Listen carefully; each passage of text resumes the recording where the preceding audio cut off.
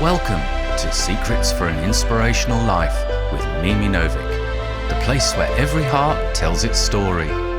Whether it's inspiration, courage or hope you need, you've come to the right place.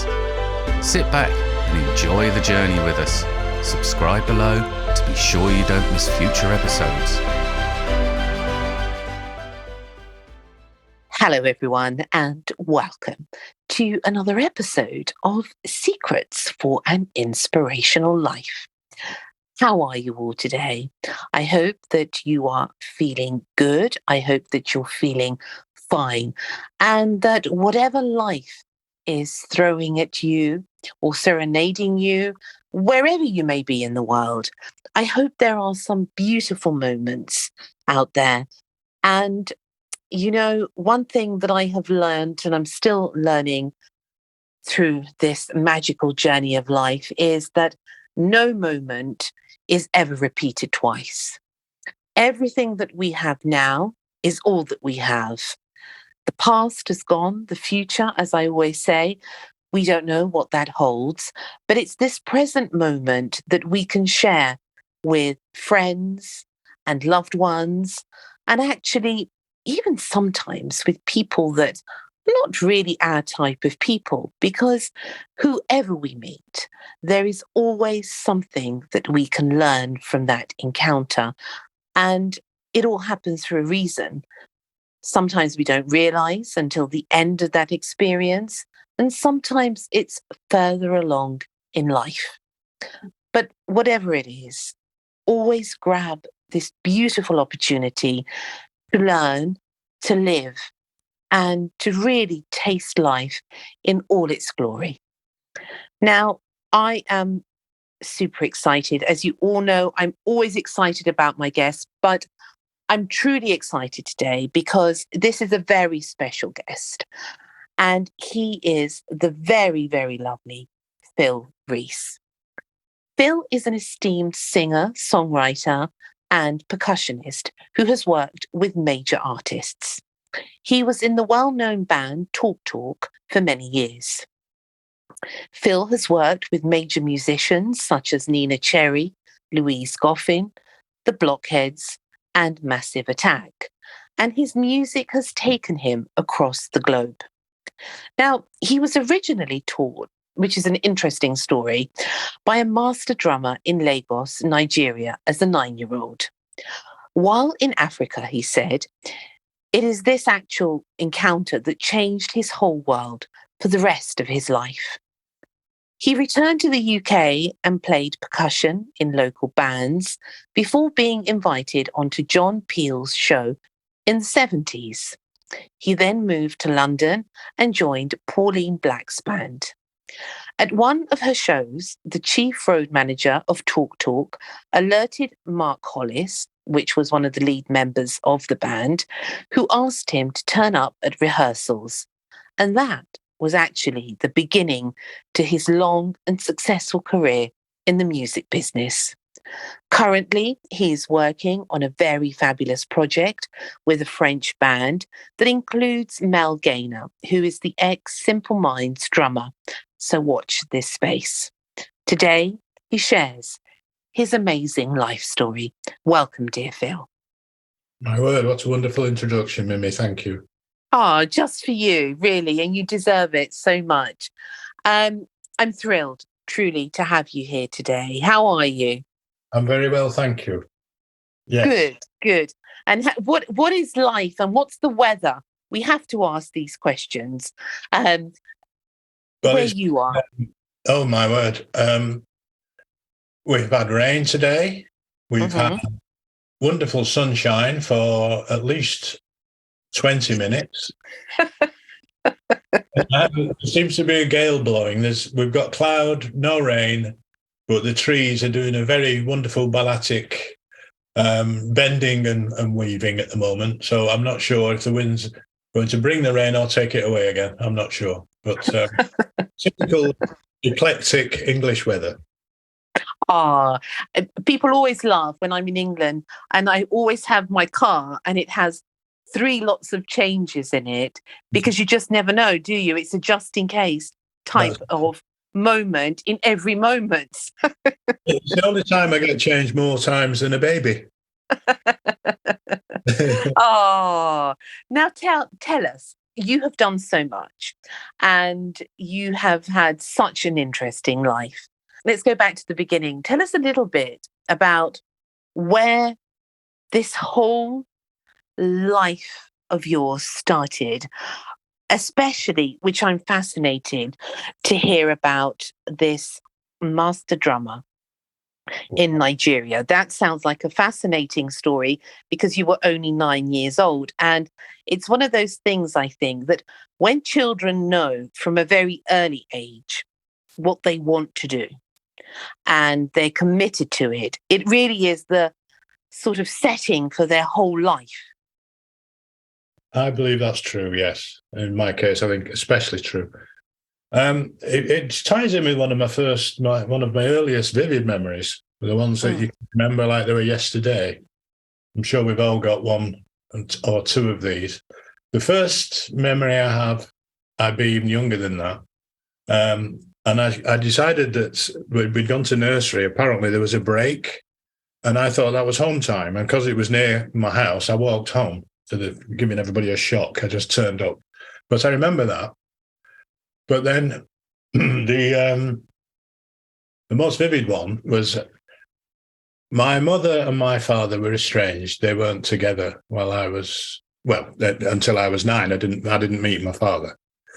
And one day we were walking home from school and she said to me, "How would you like to go and see your dad?" Well, it's a bombshell. I'd never thought about him or really had any connection whatsoever. So I just said, "Well, yeah, great." How old were you? 9? I was 9 at that point, yeah. Okay. And you'd never met him before? No. Okay. Never met him before. I'd seen pictures of their wedding, and that was it. He left when I was 2 years old to go back to Nigeria. Mm-hmm. And as far as I can tell, he was obviously he wasn't obviously a very educated man, but he was a very educated man. He was a marine biologist. And when he came to England at that time, he was offered work as a coal man. And I don't think he was appreciating that. So he disappeared and left us to it. But anyway, we arrived in Lagos. And at first I was thinking, this is marvellous. I'm going to be with lots of black people. And I won't get a name called. This is wonderful. And in my playground, I remember the tarmac was obviously a dark tarmac colour with white lines that we played football on a football pitch. And we all had grey uniforms. Well, as soon as we got to Nigeria and I went to school, everybody had a white uniform and the tarmac was replaced with some kind of broken down asphalt, which was orange. And instead of getting name called with the N word, which I was in England, I was called Loimbo, which means white boy. So I felt I jumped out of the frying pan and gone into the fire. Yeah. So that was quite strange. That was the first thing. And I was picked on. But my father's brother was a boxer and his older brother was the chief of police. So that was quite strange. And the younger brother, my uncle, said, "Nobody's going to pick on you because I'll teach you how to box." So then I could defend myself. But during that time, I went with the local kids and I could hear drums. There was a festival. And whereas all the other kids went home, I stood and I waited and I watched until this old gentleman, he must have been 150 years old, I don't know, he looked very old. And people were amazed that he was talking to them. And he was treated with great reverence. And I was thinking, well, he's just like one of my uncles. And he said, "Do you like the drums?" And I said, "Yes, I do." And he said to me, "Have you ever seen Bobby Charlton?" So that made me feel completely at home because he was a Manchester United fan. And I thought that was absolutely amazing. And then he said, "I will teach you how to play drums." And all he said to me was, the first lessons were you don't hit a drum ever. You play it. And that was one of the things that I tried to inspire in youngsters that's ever asked me how and why. If you're using hand percussion, you can hurt your hands. Well, obviously, that's not what you want. You want to play the drum to make it sound and not to be aggressive with it, which is quite something to handle at that age. But because I was young and small, I would have presumed quite frail, I didn't have much muscle to do any damage to my hands and my wrists. And I learned a technique that is probably known as polyrhythmic. There are various different instruments that he told me, and he lent me to use, going from a small goat-skinned drum with a pot, for better word, a pot ring of about 10 inches diameter. And it's something like a tambourine, but obviously with the pot being quite heavy when it's been cast, the drum was then stretched, the head was stretched over that ring and put through with wooden pegs. And you held it with one hand under your arm and played it with either your left or your right hand, depending on which you were left or right-handed. And that was the prelude to playing a talking drum. Talking drums are strapped at either end, and you can sling them over your shoulder, and they're like an hourglass. And the leads from one head to the other, you can put under your arm and you play the drum. And when you squeeze your arm into your ribs, it tightens the head and it makes a higher tone. Do, do, do, do, do. Mm-hmm, mm-hmm. That was the next progression. So I didn't think much of this. It was a game. It kept me not thinking about my nana and my dog that were at home and my sisters. And it was wonderful. I learned to play. And then eventually I was able to join in with the festivals. And this only took, well, weeks, basically, 3 or 4, maybe 5 weeks. And after 10 months, I was quite proficient. And again, it was a game. You give children a game and they usually get on with it. There's no pressure involved. And it came as quite a bit of notoriety. People saying, there's Lobo, he plays drums, look. So I got used to that. And then it all finished when we came home rather quickly. And before I knew it, I was back on the playground in my grey uniform with the football and the black tarmac with white lines.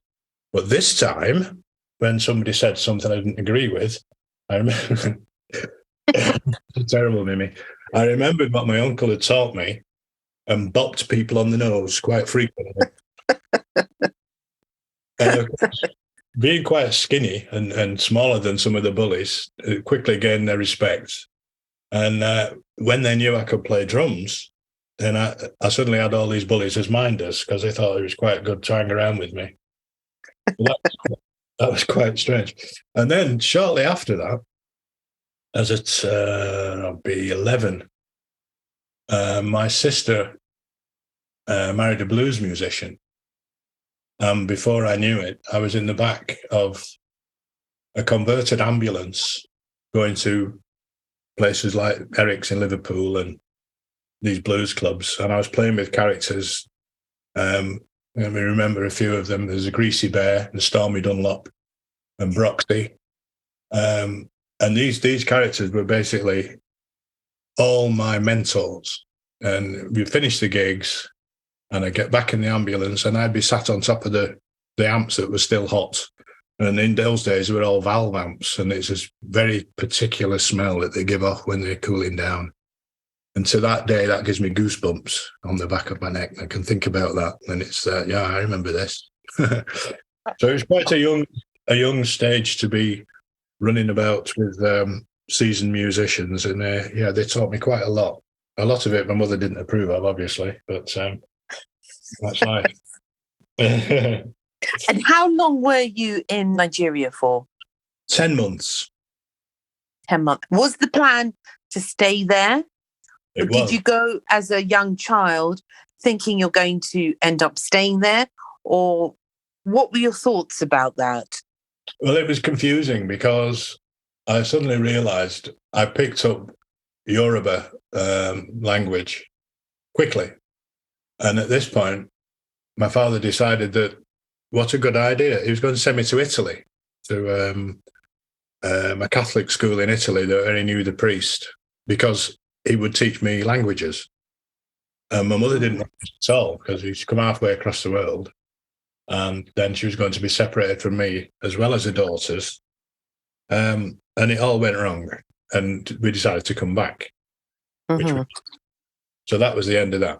But in the meantime, I'd seen the beggars of Nigeria at close hand. If we went for a picnic and we sat down on a bench in the park, it wouldn't be long before these terribly crippled people had come and beg for the sandwiches that we had, or anything that we had, sweets, sandwiches. Yeah. And that was really quite shocking at a young age, to see somebody that didn't have any legs, and all the possessions were on quite a table-sized skateboard that they'd shuffle around on, or one of these guys that we knew didn't have a nose. And to look at somebody without a nose is such a very unbelievably strange thing. Or people that have been affected by all sorts of different diseases. And rather than being a nightmare, it was obviously it was there, confronted in front of me. And that gave me an awareness of how special everybody is, irrespective of what disability they've got, or how their life is unfolding as a very outcast person in society. It didn't look like there was any help for them anywhere. It was very barbaric. They used to have. They used to say that we could have a party on the beach, and this would be a public hanging. People would turn up for a public hanging, and they'd call it a party, which was bizarre, So all that was something that impressed me and affected me. So when I got back to school in England, and people were saying your tie's not straight, and we're going to give you a reprimand, it didn't really sink in that they were trying to discipline me, when there's a lot more important things that they should have been concentrating on. So I think I grew up quicker than I should have done. And combine that with the characters in the ambulance, and the teachers didn't really have a prayer. I had an answer for everything. So from being 12, 13, I was more or less self-educated, I think. It gave you that inner wisdom, I suppose, to be opened up to such a lifestyle at such an influential age. It is very eye-opening, I think. When we experience things as children, I still remember things from being abroad and remembering some horrific things that I used to see on my travels. And they did, in fact, shape me, because I know that you said that it sort of changed your life. Yes. How, in what way? Well, I think the awareness of those more important things on a day-to-day basis, having enough to eat. It was the first thing that I often thought of, because obviously a lot of people were starving, and taking a lot of things for granted, which I could never understand. And waste. I used to see people, when I got back to England, eating half a chocolate bar away. Oh, I don't like that. And they throw it away. And at an early age, I couldn't believe it. I thought, well, I've seen people exist on half a sandwich for a day. They'd be glad to eat that. And so it gave me an awareness of a value that I don't think I'd have got normally. And did you go back again to Nigeria? No, never been back. You've never been back since? No. Do you think you will? I went to Morocco on a holiday. And there again, there were beggars. I went down the wrong side street, and there were beggars in terrible state. And that brought the memories back. And I thought, right, get on the plane tomorrow. Let's go home. That's something that I don't think I could handle that again, in respect of seeing such depravity and poverty close up. It's not. I'm not proud of that. It's the fact that I just don't mentally. I don't think I could handle it. Being so close and not being able to help properly. People selling cigarettes for a living. They'd have a packet, and people would just walk in the marketplace, and they'd stop and buy one cigarette off somebody. Hmm. And I said, "Well, why have you done that?" I said, "Well, he hasn't got any money. You know, it's probably people give him cigarettes, then he comes out and sells them to you. So we never buy cigarettes; we just buy them when we want one off the people in the streets." And things like that were just incomprehensible to me. You never see it in the Western world, you know, or you hope you wouldn't. But as an adult, you don't feel that pull. I mean, when you have sort of that ancestry, sometimes it can come at any point in our life that it pulls you to a certain place, because sometimes you have to, I suppose, take the wisdom of that country that, in effect, you have running through your veins. Yeah, I think I think maybe I mask it and keep the rhythm of the African beat, if you like. It's strangely enough, years later, I picked up a bass guitar, and I could play it.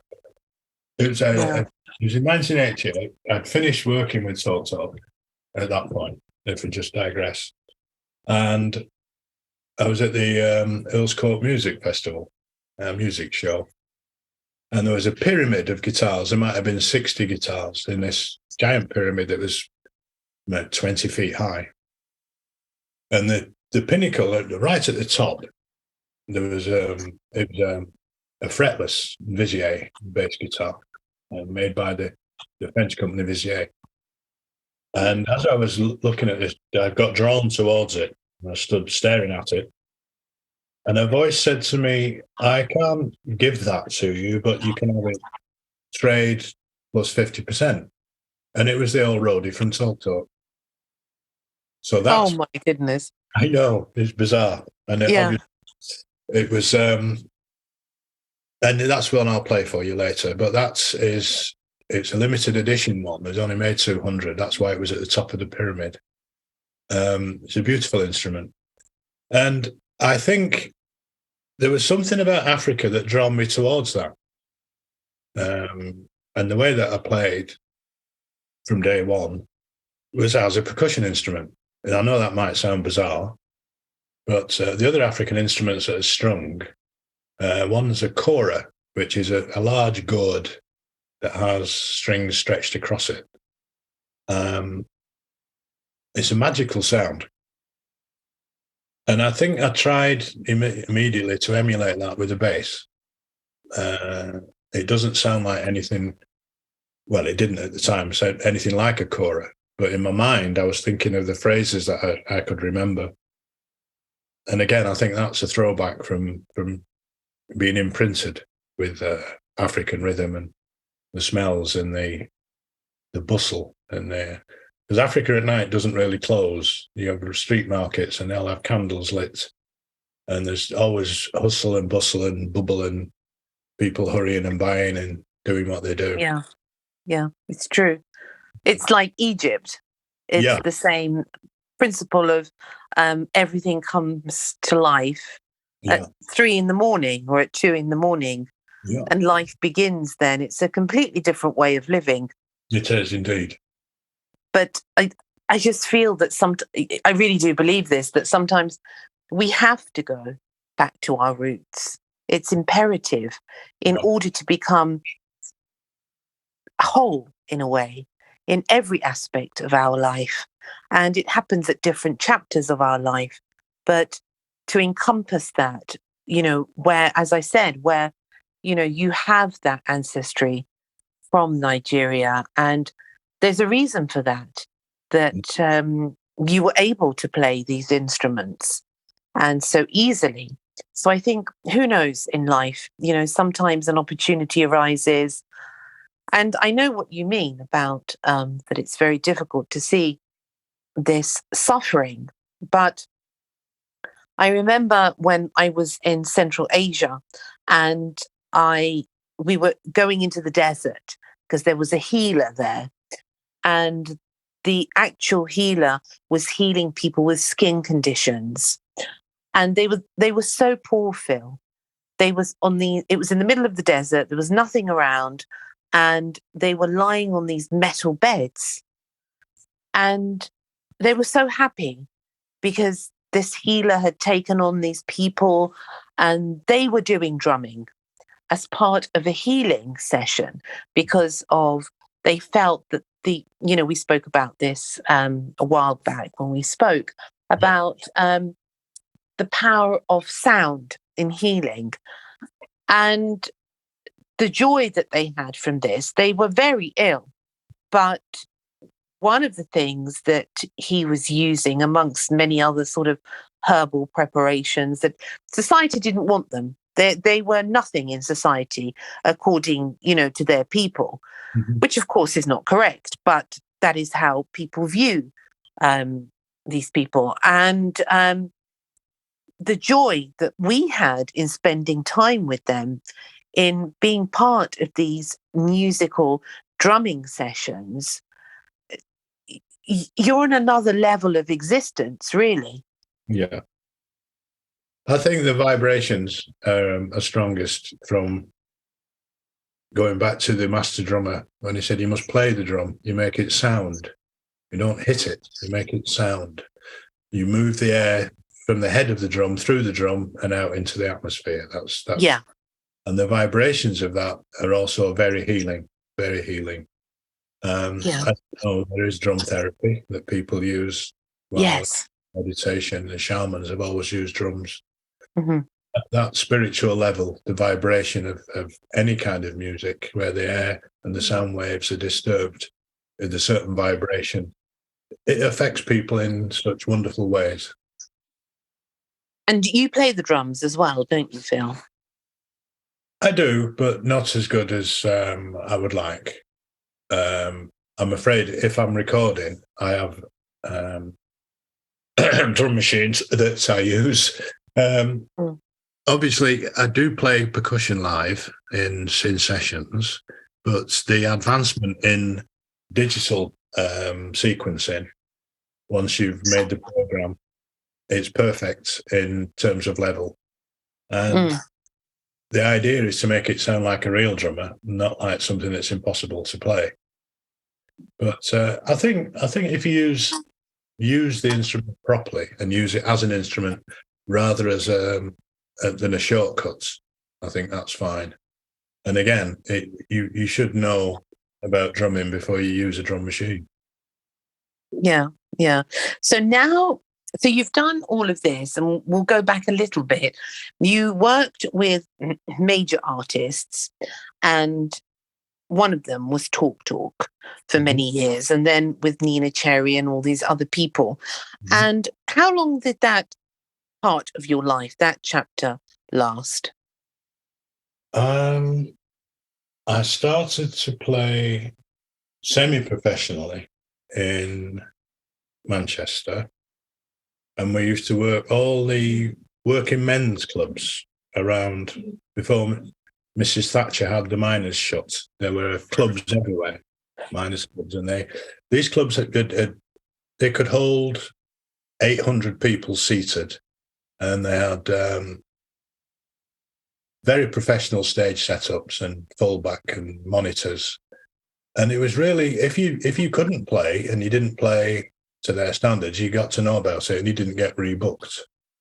And at the time, it was quite strange. I'll tell you this little story.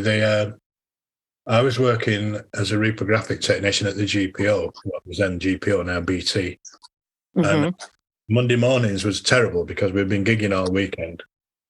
And they eventually said to me that I was 3 minutes late over the month and that I was going to get a warning. And I was on the phone to the sax player, and I said to him, I'm getting in trouble. I won't be able to make this rehearsal because I have to work late. And he said, Phil, how much money did you make with the band? this weekend. And I said, I think it's probably about 250 quid. Now, this is back in the 70s. And he said, and how much are you making from your day job? And I said, £34.90 a week. And he said, now who's the fool? The penny dropped, and I left the week after. And so without realizing it, I was a professional musician. And then from one week to the next, I was definitely a professional musician because I didn't have another job. So after that, it wasn't long before I formed a band that was doing original material and not covering to play for the working men people in the working men's clubs. And that's when we had a band called the Christians in Search of Filth. Now, this band... Well, it was on the era of punk. We're just coming out. And Noel Edmonds had a field day with it on one of his programs. He had a battle of the bands, but it was for the silliest name. And we were third. We were very pleased that we were third. We were behind Stick Soldiers with the winners, and then Bladder Flask was second, and the Christians in Search of Filth were third. But he had a thing about it, and he kept mentioning it. He must have mentioned it 3 times. So after that, we went to work. We did sessions for John Peel. And at that session, I got, again, it was the first inkling into professional recording. And the people that were the engineers there were saying, you, sir, meaning me, you should move to London because there's lots of work for somebody like you and the way you play percussion. So I thought, 8-month-old baby, can I move to London? I wonder. Well, we did. We moved to London. Within 21 weeks, I had a gig with Pauline Black. And that was way back. When was that? Started.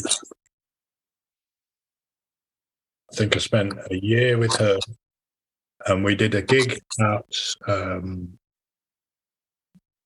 Victoria Park I think it's in Hackney. Yeah, that's right. And we supported a wonderful band called Joe Boxer, and they had a hit called Just Got Lucky. And I was impressed because their showmanship was amazing. And they were American. And there was a different league. There was a little bit more push with their attitude. And I clocked onto this. And strangely enough, it was the same gig that the road manager from Talk Talk saw me performing. So that was the beginning of the year. And I think when I left Talk Talk, it would be, I think it was 11 years later. Yeah, so it's strange the way things unfold. If I remember correctly, the Christians in Search of Filth had a gig in London, and I remember Mark Hollis coming to watch us. And I was percussion and vocals with that band. I was a lead singer. And we clicked, and we were talking after the gig, and he said he had a terrific stage presence, which was nice of him. But again, there was no hero worship involved. We were just two blokes. And so when the roadie came back and recommended me, he said, oh, well, I know him, get him in. Now, one of the nice things about musical stories is Herbie Hancock, great Herbie keyboard player, he used to work with Miles Davis. And I remember a documentary, or maybe a book I read, and somebody asked Herbie, how did he know when Miles Davis wanted him in the band? And he said he played a whole set, and Miles said nothing at all to him. And then he went in the next day and played the set again. And as Miles was walking out, he leaned towards him as he was walking past. He didn't break stride, but he just said, nice touch, kid. And that was it. He was in. So I'm doing a rehearsal with Talk. And one of the lines in Hate which is a song that we used to do in the early days, is "Relax Your Stare," and it's the opening line in the song. But what we used to do, and Mark had a particular area of conversing, he'd stop singing halfway through a song, and if you didn't know where you were in it, maybe you're hanging waiting for his vocal cues, you're in trouble, because obviously you had to know where you were without his vocal. Mm-hmm. And it was getting towards the end of the day, and I was thinking, I'm not sure how this is going. And he must have picked the vibe up, because in the middle of the song, where the line wasn't meant to be included, he just looked at me and said, "Relax your stare." Oh, good. So we're in.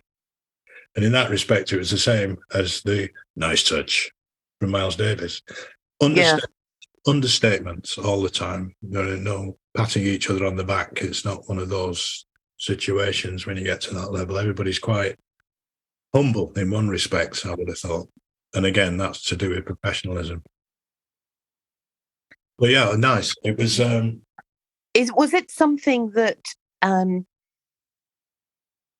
I know you were involved in music from a young age, Phil, but is it something that you had always dreamed of doing, and that's why, in a way, it was the promise of your life? Well, I had a birthday while I was in Nigeria. We left on August 14. We left Liverpool on a ship called the Oriole, which was a flagship. And we left there. And my sisters sent me out a copy of A Hard Day's Night, the Beatles album. And I couldn't believe it, because we'd been singing the songs of the singles in the playground before I'd left in England. And then the album arrived, and it was warped with the sun. And so I could only play the second half of it, which was quite odd. But yeah, I think from that point, I was desperate to get back, or desperate to have a band like the Beatles, or make music like the Beatles. And it was an anchor, because obviously missing my sisters, I think probably miss my spaniel more, but missing my sisters and my nana, and having this album reconnected me with them in a way that was, well, musical. I And so, yeah, it was something that was a passion that I wanted to explore. And of course, when I found out that my sister was with a musician, he gave me a harmonica before I left. And the way of communicating across the sea then was to do self-tapes on a reel-to-reel tape recorder. And these were just things that we did for fun. And I started to record a very squeaky voice. This is a Just Blues song. And I played this Suck and Blow blues song and sent it to them and said, "Thank you for my harmonica. This is what I've done on it." And so that's kicking around in the attic somewhere. It makes me laugh. So, yeah, it was very much my intention to try and be. I always used to get upset because the teachers didn't appreciate me drumming on the wooden desk. And when a wooden school desk is empty, you wouldn't believe what a wonderful resonance it makes if you hit it in the right place. They didn't. What's that tapping, Reese? Stop that, boy. It was all that business. You know. But yeah, I should imagine I was really annoying. I would have thought, yeah, really annoying. Always playing something, or whip a pair of sticks out and play on the desk or on a drain pipe if it was. So it's part of who you are. I think so. Yeah. It's part of who you are. I was listening to a composer a couple of weeks ago. He's passed on now, and they were interviewing him. He was an Italian composer, and they said, "Well, what would you do if you weren't a composer?" And he said, "Well, life wouldn't be worth living, really, because it's actually who I am. It's what is running through me. It's who I am. It's who I stand for. And it's intricately woven into who actually is me. So I totally understand that, don't you? When it's something is so deeply part of your being that without it, you wouldn't really know who you were. No, it's difficult, or it has been difficult not being able to perform. But on the other hand, I'm a hoarder of music, and I have one released. Well, it's not a single; it's a lament. But obviously, when Mark Hollis died, I had the crazy illusion that one day all the tracks that I've been writing, I'll be able to convince him to come and sing. And of course, he passed away, and I thought, okay, I'll do it myself. But the first thing I did do was to write a lament to him. And strangely enough, when the people from France initially got in touch with me, they were asking me what I'd been doing, and I said, "Well, I've got a singular song on Bandcamp.com, which is an American site, which is like an online record store, I suppose." And, Phil, sorry to interrupt you. Just for people listening out there, this French project of yours, so that people know, what is that? So, because this is related now, what are you doing at the moment with this French band? Well, I've just had to sign contracts for exclusive collaborations, and the working agreements, according to French law, which basically means I'm a founder member of the band. And from October, we will start recording. I think we're doing 4 tracks this year, and then the next year there's another 6. And the interesting thing about the Spirit of Evolution is it's an international band. There's a French keyboard player, a Spanish keyboard player, an Italian guitarist, and my visit to Africa would probably be, if I do go again, with the Ghanaian musician that's in the band. And the idea of bringing it internationally together is something that's quite unique. There's only Mel and I that are from England. And so I think they wanted me to be a founder member as a percussionist.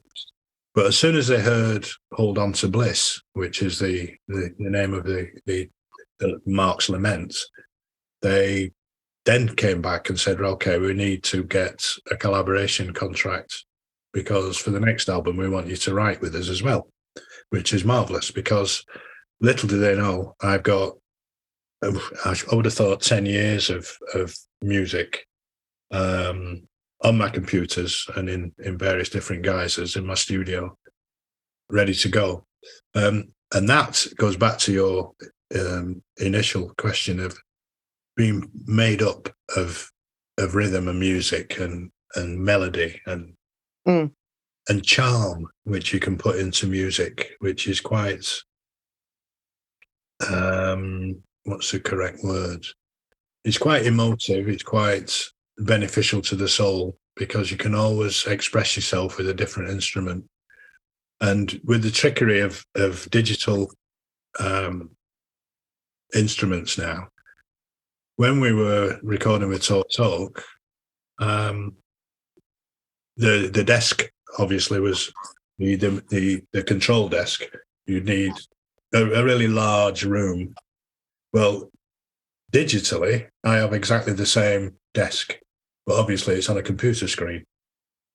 So the same amount of effects and sounds and clarity comes from a mouse rather than a room the size of the Albert Hall, which is another thing that's quite fascinating. And in that respect, I haven't been in any illusion of having my own solo career for a long time. In terms of rejection and such, I think EMI said to me, "It's very good, but you don't sound black enough." And yeah, and Polydor said, "You sound like David Sylvian from Japan." And I said, and they said, "Well, and And that was that. So I thought, okay, I'll just carry on and do my thing. And lo and behold, when the management from the French band heard it, they basically said, we want you to write songs with us eventually after this album. So again, what goes round comes round, I think. Yeah.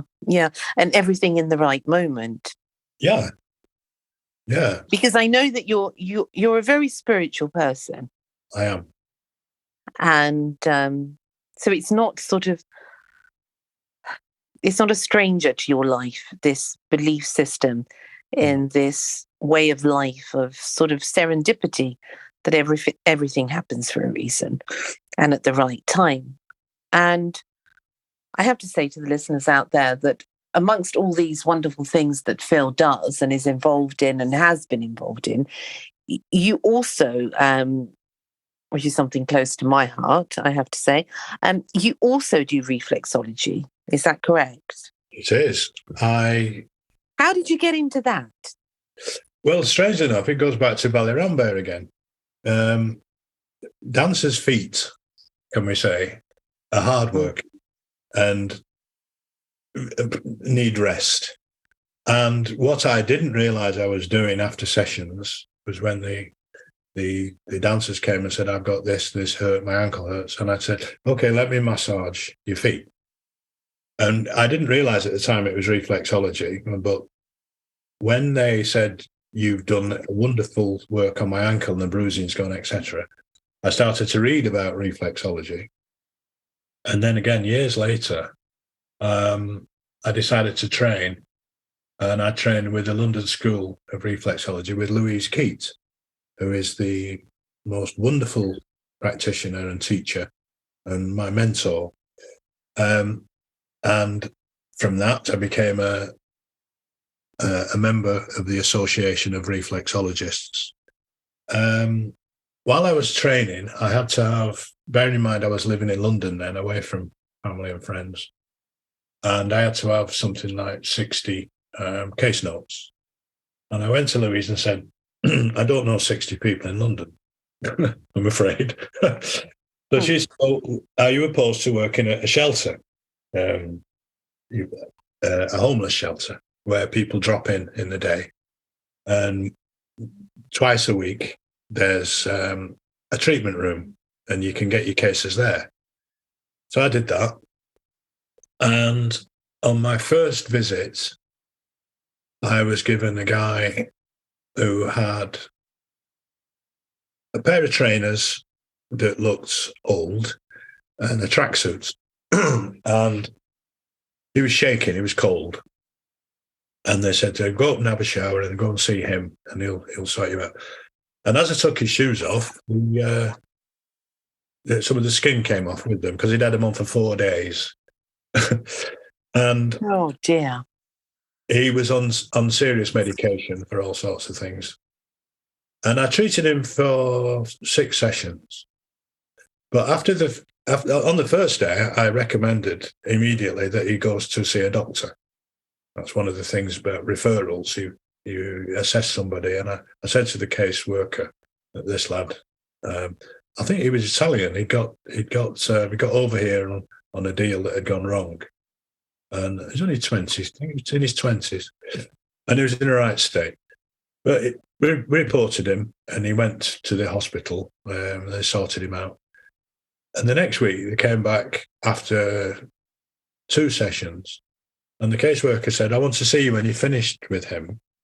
And he'd stopped taking his medication after 4 sessions with me. She said, "What is it you do? Your reflexology does something that reaches people." And basically, I said, "Well, I just treated him. But just having somebody there that had an empathy with him, I think, would have been that. He didn't speak any English, which was strange. A lot of the traveling people that were out there wouldn't come in. They explained to me that they didn't mind me treating them because I'd understand. And when I asked them what they meant, they said, well, the man that was here last time was a white man with a white coat, and we didn't like him because he was a doctor. You're a different type of doctor. So I had to stop him. I said, well, I'm nowhere near a doctor, please. But the realization that... Interesting. Yeah. The realization that they saw me as being unthreatening in that respect, in an authoritarian way, was nice, I think. And they responded. And there was a Polish man that used to turn up with his Sainsbury's trolley with all his gear in it. And as soon as he saw me, he'd shout out, doctor, you're my doctor. It was quite embarrassing. Oh. Do you know this? It's fascinating, Phil. Hold that thought. Because what's coming back to me is when you were 9 years old and you were with this drummer in Lagos, because to me, he was like the medicine man. Yeah, absolutely. He had, and somehow he initiated you at that time, at that age, without you even realizing that one day that you would be here and helping these people. I didn't hesitate. I think that's what it was. It was a natural. These people need help, in that respect. Going back to the medicine man, actually, I forgot to mention, he had with his African robes, but he had the most amazing scent. Africa has its own scent anyway, but I'm convinced it was a form of. It wasn't exactly patchouli oil, but it was something that strong. Yeah.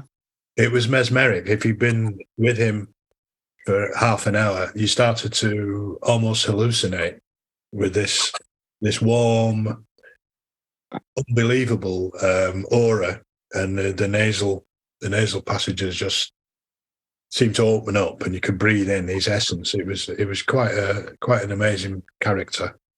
Yeah. I sense it, from you when you were talking about him, and I thought about. I wonder, because people like this that have this presence about them, which is somehow otherworldly, isn't it? Absolutely. With this fragrance, one of my, oh my goodness, the loves of my life is fragrance and perfume. And people that know me know it, because I'm totally, I have this strong sort of sense for fragrance, because I also do aromatherapy and make perfumes. And I wanted to ask you, is that something that you include in your treatment, the use of essential oils? Yes. Yeah. Yes, it is. I always make sure that we do a little patch test if I'm using any kind of oil as a massage oil. But if I'm going to burn something, I usually ask who and what they prefer, if they have any preference. And I think, again, that changes the vibrations when you can inhale that's soothing. Yes, because it takes you, for example, they say that smell is something that is the most evocative of all things that can take you back, in your life as a memory. All you have to do is smell a smell, and that's it. You're back to where you were in that moment. That's right. In an instant. That's exactly right. That's the magic of it, I think. And that's how I imagine your Lagos master and initiating you at a young age, and you not even knowing, and all these smells and all, I think it's fascinating. And I wonder, is that something that, do you think you're going to use that with your music and your musical skills, this healing methods? Before I play percussion, I always oil my hands, and therefore my drum heads have got. I used to use coconut butter years ago, and I think my drum heads are infused with that now, because obviously I've never changed my drums with. If I buy, when I bought them or when they were bought for me, they stay with me. I don't swap and change instruments, so that most of them I've had most of my life. And again, they have an essence. The leather straps on my bass guitars, they've got my scent on them somehow. And yes, it is. It's a very sensual part of music. The whole aura around the feeling and the vibrations that you get from sounds, from sound, and again from essence, from smell. I'm smiling because I'm thinking to myself of, you involved in a sort of a seminar, a type of healing workshop where there is burning incense, and it really does work, I have to say to the people out there. I've been involved in things like that, I still am, where you have the drumming or the percussion, you have the music, and you have the smell, and you have this, healing of the music. Is that something you've ever combined? I think it is, maybe unintentionally. Some of the music that I've recorded, I'll play back and meditate with. For people who want to hear more of your music, where can they hear it? Well, the track that I've written as a lament for Mark is on bandcamp.com. And you look for my name as the artist. And it's called Hold On to Bliss, which is an anagram of Hollis. And okay. In deference to him, the lyric is a piece of haiku, or a 3-liner. Yeah. Bandcamp. And it's Bandcamp, is it? Bandcamp, yeah. BANDCAMP, bandcamp.com. And here they can hear that particular piece. And what about other music of yours? Where can they get hold of that? Really possibly can't, because there's not much that I've released other than with various different artists. But, so, for example, what? Talk? Yeah. Yeah, there's a lot that I won't admit to. Is it a bit like what happens in Vegas stays in Vegas type of thing? Yeah. Yeah.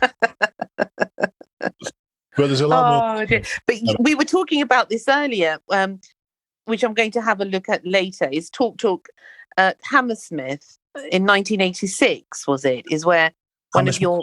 Yeah. That was a major thing that you played in as well. That was a wonderful gig, yeah.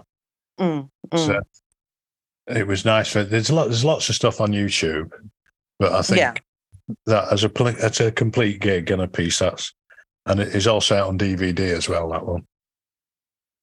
But we have there's more in the waiting list that'll be released at whatever dates. And that, again, that's something that I'm really quite excited about, because obviously with the distribution of the new French band, there'll be opportunities for me to actually put out solo music with them. Because years ago, the French wanted me to sign a solo album while I was with Talk. And this is one of the reasons why I think they wanted me to join the Spirits Evolution. They have a liking for Talk, and it's still played quite a lot on their radios and various different shows. The status of that, I think we went gold first in France, and they were really kind to me. And obviously it's come back to be kind even more today, which is yeah. Now Talk. They existed for how long? Well, with that, the Hammersmith gig was the last one, and then Mark went solo. He went on his own after that. So that would be around 10 years. Yeah. So, yeah. Well, in fact, it was longer, because he Mark carried on into the 90s with Laughing Stock and Mark Hollis' self-titled album. Yeah. And how did you feel, when you were in this famous band and working with all these well-known people, and that you were part of that success? How does it feel? Do you still to this day say, oh my goodness, there I was and here I am, and how wonderful it is that I'm a musician and this has been my life? Do you sometimes have to pinch yourself? I know. I hope it doesn't sound too arrogant, but not really. There is a point where you have to still pay the milkman and get up in the morning. Yeah. I understand that if I was to broadcast people that I know and what I've done and waft my CV about, it'll be like fantasy to most people. I appreciate that. That's what I'm saying to you. People can only dream of working, with the people you've worked with, being the musician that you are. It's things that dreams are made of for many people that won't achieve it as musicians, but you have. Yes. So there has to be that element of grace, I think, that you were blessed to do something and are still doing what you love. It's a remarkable achievement in life. It is, and I do appreciate it. It comes close. There are people that still say it's not a real job, obviously. Wow. And maybe that comes with a bit of jealousy, I suppose. But, they're not artists then? No, that's the sad point. They cut themselves off. The more artistic side of life isn't anything that they're interested in, which I find quite alien. And it's quite a secluded thought that people can't imagine anything other than what they do. I suppose it's part of frustration when you get to believe that all your friends and people that you can confide in do the same thing, but they're all over the world in different places. And if you mention it to people that don't know you very well, they sometimes take it as a snub or what a terrible bore, what a bully, what a show off, perhaps. And so that in that respect, we being the fraternity of professionals, get isolated, I think, in a lot of our thoughts. I think this is the reason why I've never stopped recording. It's true, actually. You are isolated in some ways. It's sort of a seclusion of sorts from everybody, because when you tell people things that they could only dream about, or you've worked with people that most people would admire. Well, it's a different world. People don't understand it unless they're part of either the entertainment or the music industry or the filming or whatever it is, whatever art it is. There is a certain essence that flows through artists that's very sort of crazy, I suppose. Well, I must tell you, after going back to university as a mature student, my first audition, after doing my drama and music degree, I got a gig with the American Drama Company. I've not told you this, Mimi. We were doing, as I found out, Animal Farm, a version of Animal Farm, and 5 acts. And it was a musical, rather than musical theatre. It was a musical abstraction of Animal Farm. And I played percussion and sang, and the whole ensemble sang. And I played harmonica. And we did a 7-month world tour with 130, let me get this right, 136 performances in 112 theatres, 14 countries, and 10 days off between Singapore and China, I think. Oh my goodness. And that was quite odd, because being on stage as an actor, you can affect people by 3 rows back. If you throw a punch, they actually flinch, and that used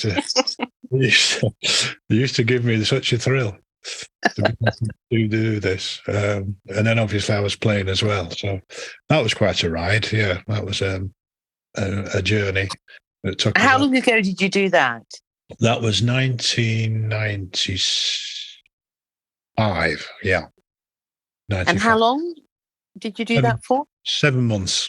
7 months, right. We Okay. started off, we rehearsed in Munich in January the 3rd, and it was it was 12 below in Munich.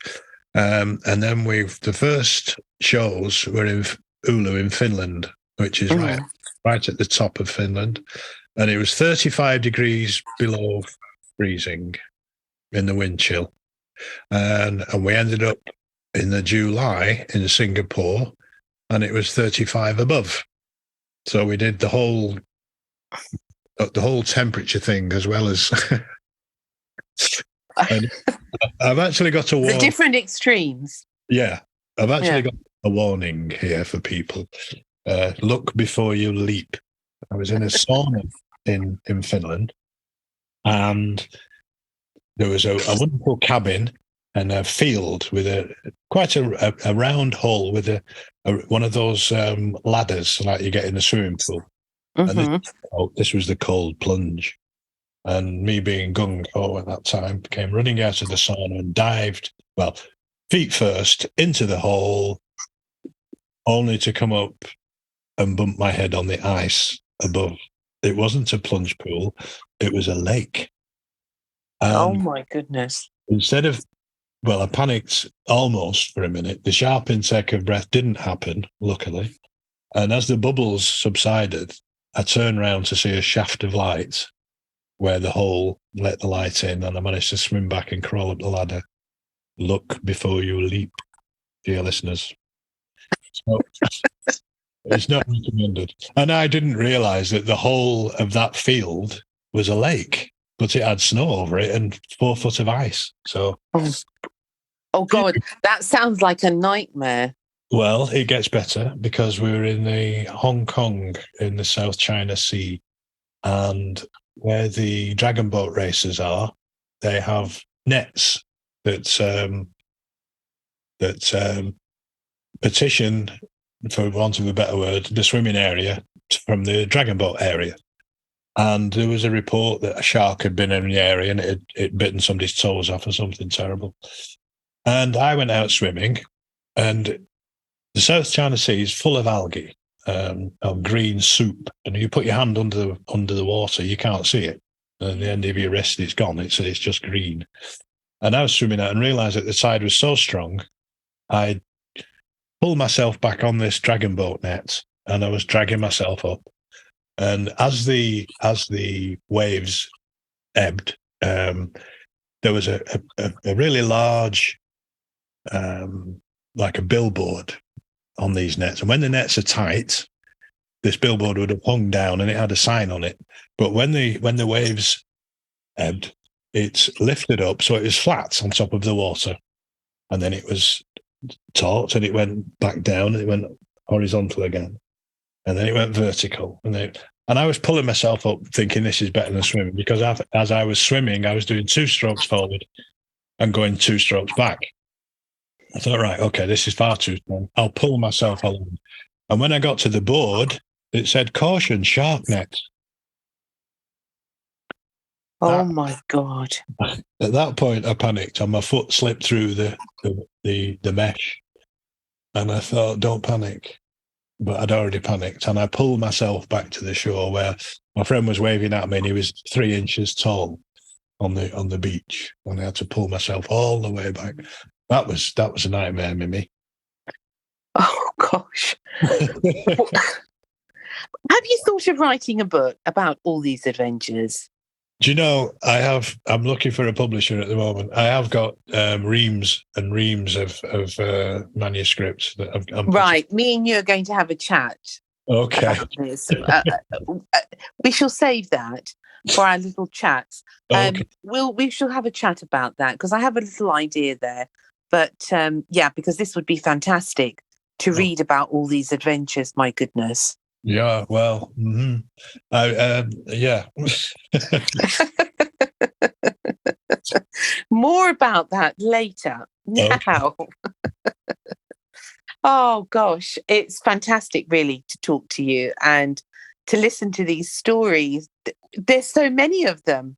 There's far more. You could never get bored listening to you. Well, let's hope not. For sure, for sure. Do you know what? I see you, even though I know what you do and everything, but I still see you as a medicine man that is like a famous songwriter, but you're still a medicine man. And this calmness and this serenity that you have around you is something really quite special because it's rare these days that someone has that calmness about them and this sort of self-assuredness. Well, a friend of mine gave me a belt buckle, which is one of my prized possessions, and it's of an North American Indian brujo who's a medicine man. And No, really? my grandfather on my mother's side was an American Indian. He was a traveller that came to Stockport. My mother was born in 1919, God rest her soul. God bless her. He was a thespian who came and obviously fell in love with my nana. Mm-hmm. My mum was born, but people used to think that my mum resembled a squaw.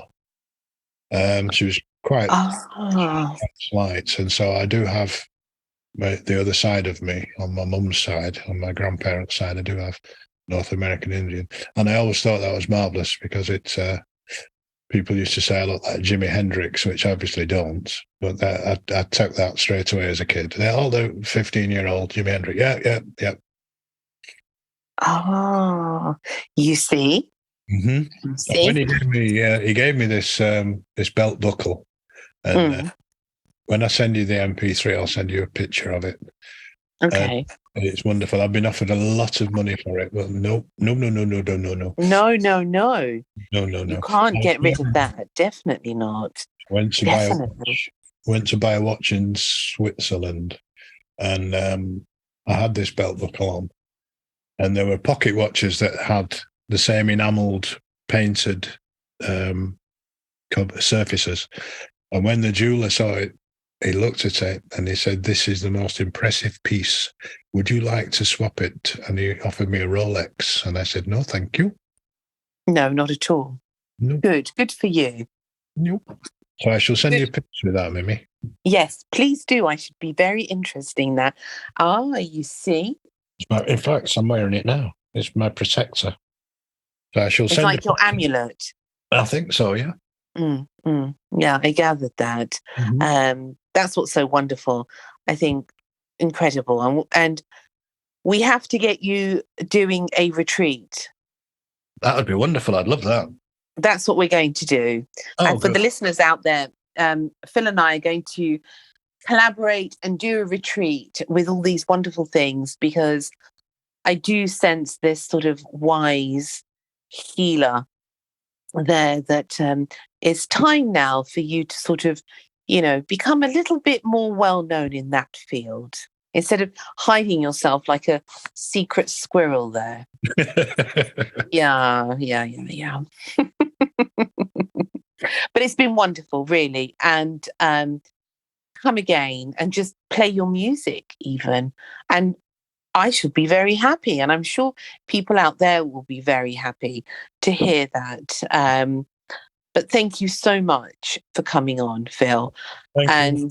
It's been a pleasure, really. I've really enjoyed it. Thank you so much. Me too. And as I said, come back again.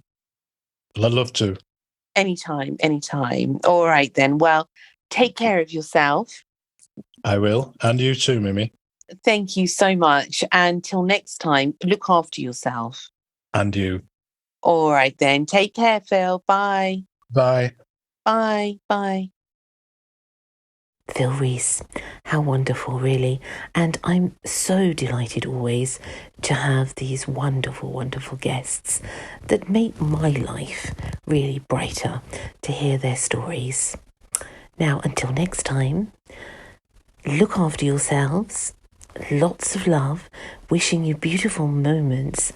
And coming up now is a little bit of music from Phil Reis. Enjoy.